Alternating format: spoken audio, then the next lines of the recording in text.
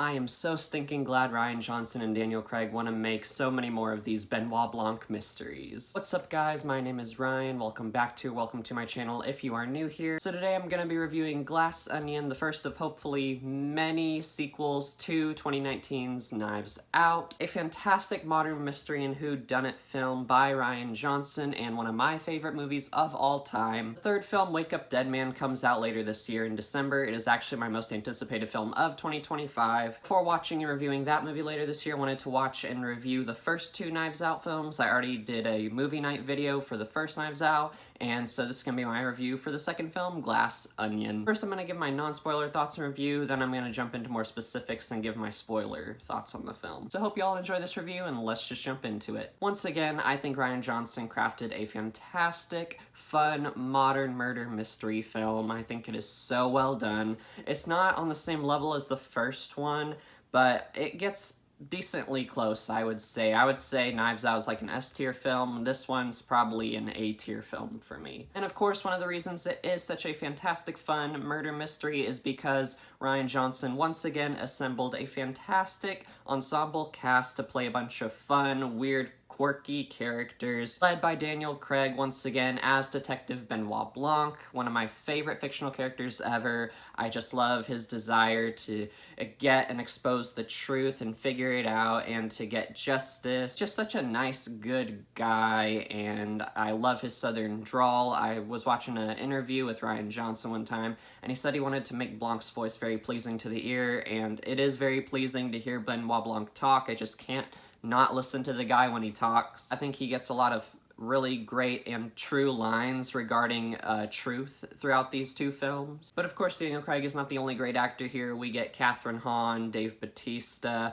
Madeline Klein, Jessica Henwick, Leslie Odom Jr., Kate Hudson, Janelle Monáe, Edward Norton. These actors are a new set of suspects, and they play this kind of weird, quirky group of friends. Like with the first film with this new set of suspects, initially you think it's just somewhat your normal set of friends. They're just a little bit weird and quirky, but as you go along throughout the film, you begin to realize, and it's revealed that, oh no, each one of these people is a absolutely terrible person. I think Rian Johnson did a great job with all the twists and turns and trying to divert our attention away from what we should be paying attention to, and making the characters say important things but make it seem unimportant, but then, you know, it comes back around and it's actually really important. I think he does a really good job here, again, of keeping you guessing and giving you these red herrings and rabbit trails. The film is also really funny, and I actually think it's funnier than the first Knives Out. And the first Knives Out was really funny, but I feel like this one is much more comedic, because like even the plot and the mystery itself is a bit comedic, which we'll dive into more in the spoiler talk. I think there's just so many hilarious lines and scenes in the film, like in the beginning when Blanc is playing the game that everyone was playing in the thing happening in the world at the time. This film is set in the year 2020. I don't know if I'm allowed to say what it was, but you know what I'm talking about. When he's playing Among Us, one of my favorite games actually, because it is a murder mystery game. I was just laughing and smiling more in this film than I was in Knives Out. The film also has really good music done by, I believe, Nathan Johnson, Rian Johnson's cousin actually, who I believe also did the music for the first film. But I think the music they used in the film like really worked and was really good and really well done. I especially love the use of the Mona Lisa song towards the end. I like how we get the song Glass Onion playing in the end credits, the one by the Beatles that inspired the title of the movie. Speaking of the title of the movie, I just love how Rian Johnson makes the titles symbolic of something to do with the mystery. I love symbolism. I think it's so interesting and so cool. There is so much symbolism in the Bible. I believe that God does love his symbolism, and I just love symbolism in TV shows and movies. And that's what, once again, the title is. The Glass Onion is symbolic of the mystery itself, and once again, this is another thing we'll dive deeper into in the more spoiler talk. Rian Johnson also gave us a fun journey to get to the reveal once again. Absolutely adore mystery films, but the thing about some of them is some can be just kind of a one-time watch after you get the reveal and you know everything that happens in the movie. Some are not very rewatchable, and they're just a one-off, they're just a one fun-time watch. In order to have a great mystery film, I think, you need to make the journey to get to the reveal just as fun and interesting and enjoyable as the reveal itself. That's what Rian Johnson did with the first Knives Out, and I think that's what he does again here with Glass Onion. Seeing Blanc investigating throughout the film just makes it so much fun, and seeing these characters talk and interact, is just seeing all these actors together is a lot of fun, and I think this film is just so rewatchable. Alright, I think that's all I wanted to say and talk about non-spoiler wise. Now let's get into more specifics and why I love this film more specifically. And of course, most of this spoiler talk is going to be centered around the actual reveal and who the killer is. I think the reveal here is really well done when we find out that Edward Norton's character, Miles Braun, actually is the killer. I just thought that was amazing. Going back to the title, Glass Onion, I love when Blanc explains the analogy of the glass onion and how it's something that seems complex and densely layered, but in reality, the center is in plain sight. The answer is obvious. It's staring you right in the face. It's hidden in plain sight. Rian Johnson does a great job of trying to divert our attention and keep us away from what we should be paying attention to and what the real obvious answer is. But if you're really paying attention, I think you can figure it out before the reveal at the end. And I know that's a criticism a lot of people have about the film, that it is a bit obvious, and that's why it was such a disappointing sequel for a lot of people. But for me personally, I think it really worked. I'm not the most observant person in the world. I'm trying to learn how to be more observant, but I think what Rian Johnson went for here really worked. Having the answer be just so dumb and obvious that you can't possibly believe that that's the answer, and I love how that's what they do with Benoit Blanc. I love how he's talking about how he thinks games like Among Us and Clue are stupid, and it's like his Achilles heel. He's very bad at dumb things. I love how he's talking about how Miles Braun is not an idiot and that risking committing murder, it would just be an exceedingly stupid thing to do. I just love how he doesn't really consider Miles because it would just be so dumb. Miles would be so stupid to commit murder. I love how he just thinks the answer is too dumb to be the answer, but it is actually the answer. I think a lot of people out there can relate. I think we've all had moments where we thought something was so dumb it couldn't possibly be the answer, so we just overlooked it. And I kind of like that Rian Johnson went for that with this film. I think it makes this film stand out in regards to murder mysteries. I don't know if anyone else has heard a joke about, like, what if there was a criminal so dumb that the police just couldn't catch him for a while because they just kept overestimating them? They just couldn't believe someone would be that dumb. And I just kind of like how it kind of plays on that joke. The answer can be pretty obvious if you're very observant and are really paying attention. And that does make it lose some points for me, but overall I thought it was really well done. And I think Rian Johnson once again did a great job of trying to keep us away from the answer. When we first meet Miles, he kind of seems like a hippie, and you know, hippies can say some really weird, out-of-it stuff. And he's saying words incorrectly, and he has these sayings where you're just like, what?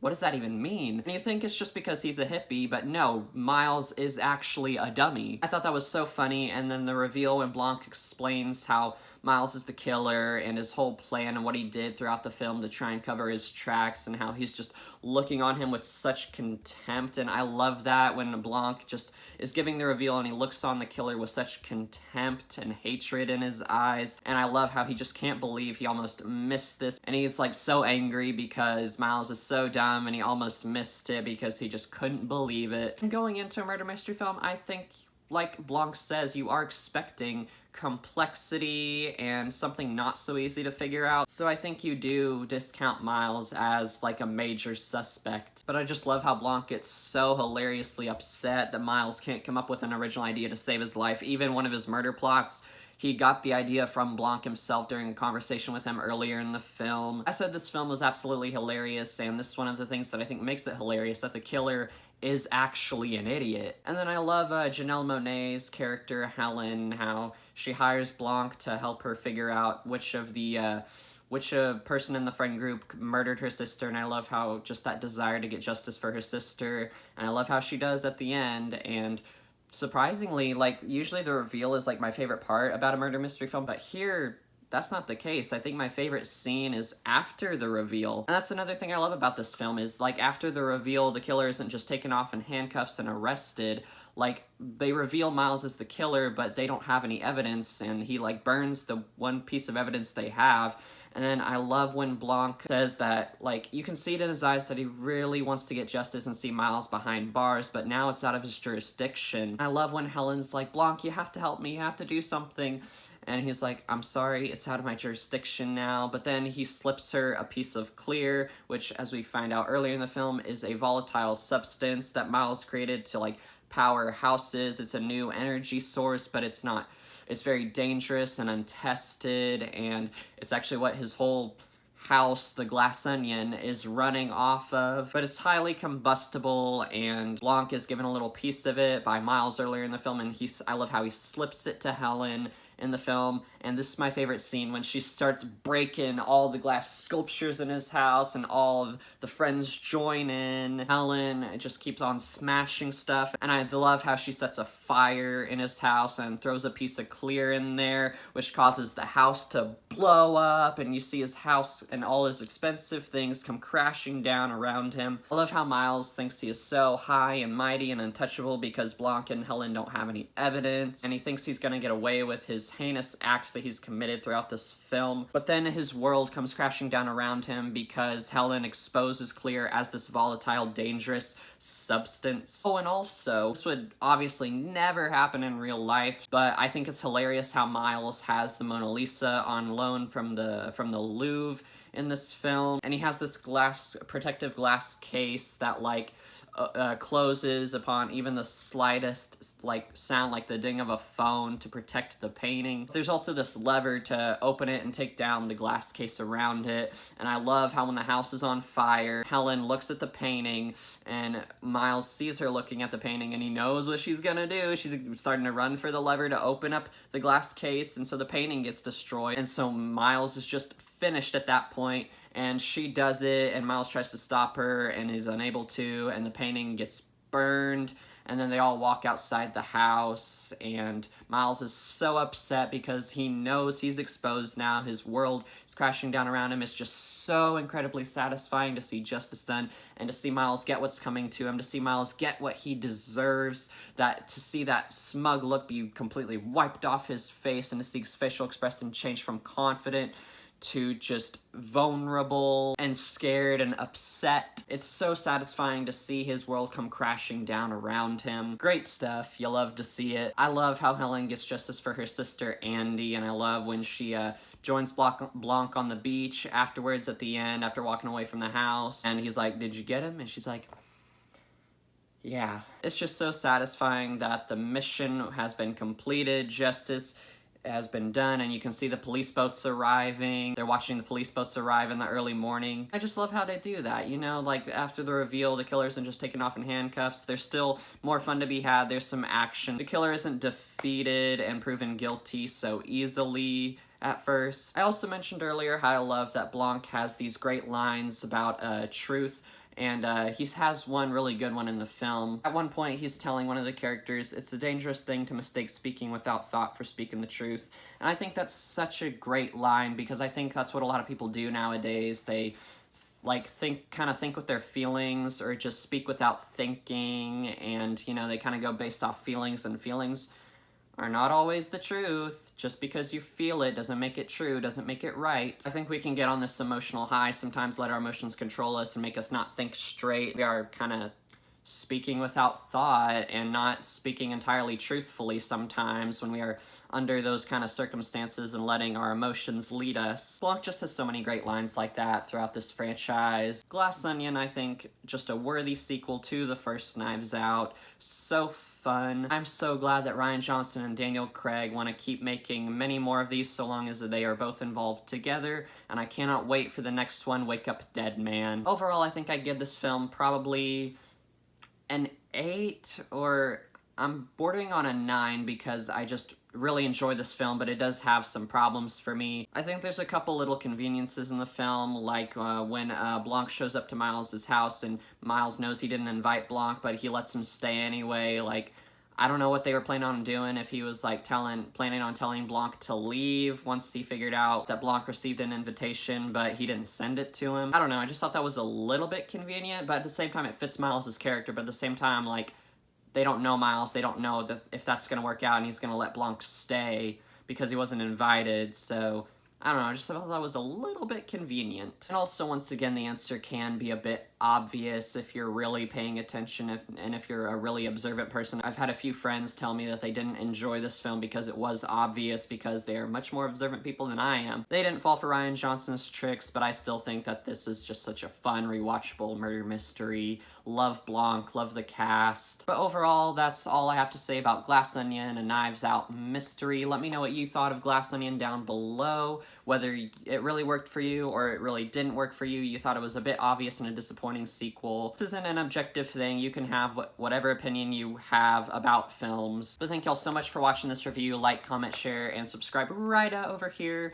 And then if you want to watch my previous review for Knives Out, me and my friends did a movie night video, you can check that out right here. And then right here is a playlist of all the films that came out this year that me and my friends have reviewed. Hopefully you can find another video on my channel to enjoy. And with that, y'all have a blessed one. I'll see y'all next time, guys.